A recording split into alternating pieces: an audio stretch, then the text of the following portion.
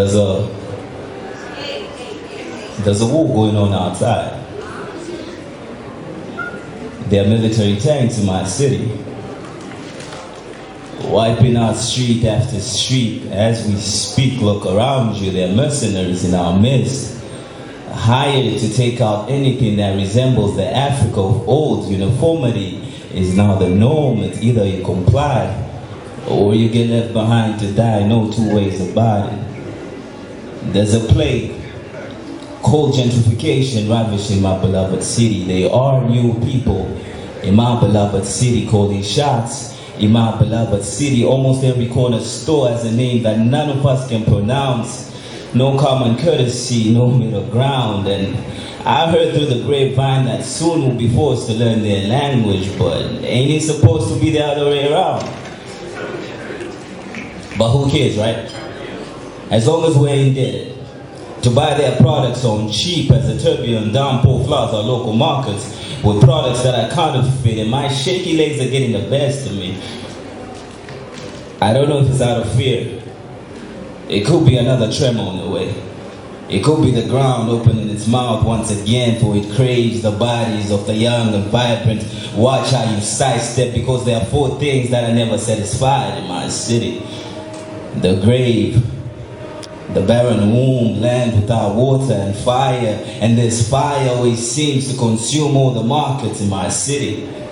Clouds of doubt mixed with the cries of my people engulf my city. So teary eyes are still adjusting to this new look in my city. Fancy new buildings stand erect as we rise from piles of ash, the only evidence left of our fathers and mothers and brothers and sisters' investments, to whomever it may concern.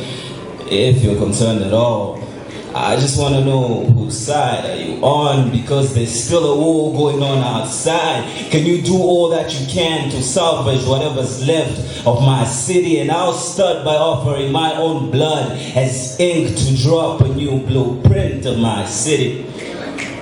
I pray this poem be as new commandments to my fellow commanders.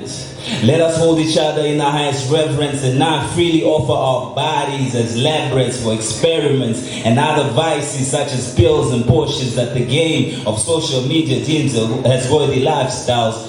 Let our eyes be as projectors, enlightening those coming after us to see our queens as noble, not as trophies or subjects to be conquered.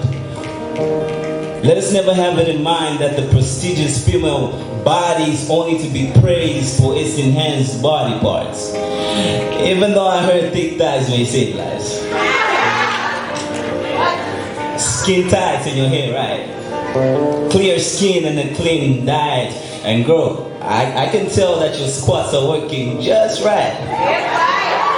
But tell me, when last did you exercise your mind? No shots fired, even though there's still a war going on outside. Yo, people, shh. Watch closely how the innocent Vespers get smoked out in a crossfire. And those left behind can only wonder.